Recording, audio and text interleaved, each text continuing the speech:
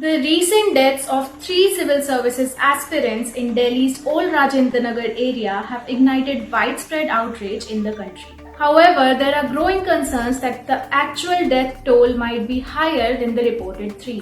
Why is it so? Let's find out in today's episode of Straight Up by edX Live with me, Soumyangi Yadav.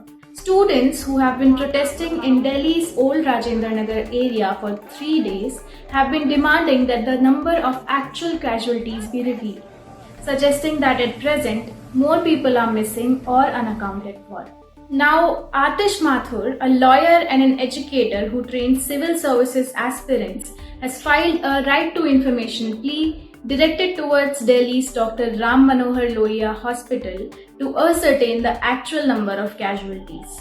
The RTI plea was filed on Sunday, July 28th, just a day after the death of 3 UPSC aspirants triggered a wave of nationwide outrage.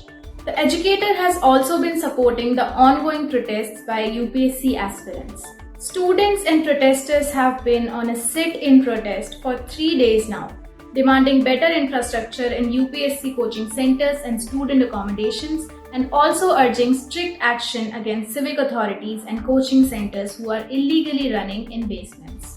Another solidarity march is being organized today against the death of Nilesh Rai, another civil services aspirant in Delhi's Patel Nagar area who was electrocuted on July 22nd, a few days before the flooding incident in Old Rajendra Nagar. Meanwhile, today, Delhi Education Minister Atishi announced that the basements of 30 coaching centers have been sealed so far, and 200 more institutes illegally running classes and libraries in their basements have been served notice.